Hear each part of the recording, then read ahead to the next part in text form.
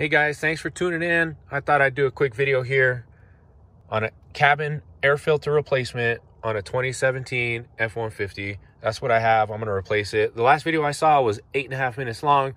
Look, meat and potatoes of how shit gets done. Get this, open up your glove box, take that out. You're going to have 2 screws, boom, boom, pull that out. I'll be right back. Let me do that, and then I'll stitch the video together. All right, so I got those 2 bolts out. What do we use over here?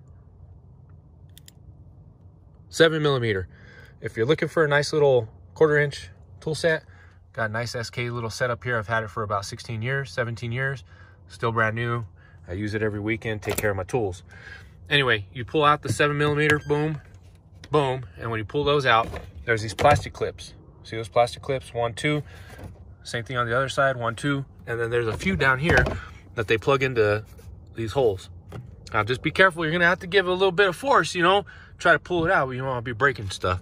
Anyway, after that, there's your air filter right here. Looks like a little honeycomb thing. Pull that out to the side. Little door flips out. And then you pull your filter out. Look at that. 35,000 miles. Has never been changed. Anyway, you get a new one. You get that one. Throw it to the side. STP, CAF 1953P, cabin air filter. Get it at your local AutoZone if you choose. There's your new one. Nice and white. Anyway, change it out as the book recommends. Put it in there and then reverse the process to install everything back again. Hopefully that helps out. 2.5 minutes. Thank you for watching and tuning in, guys. Have a good night.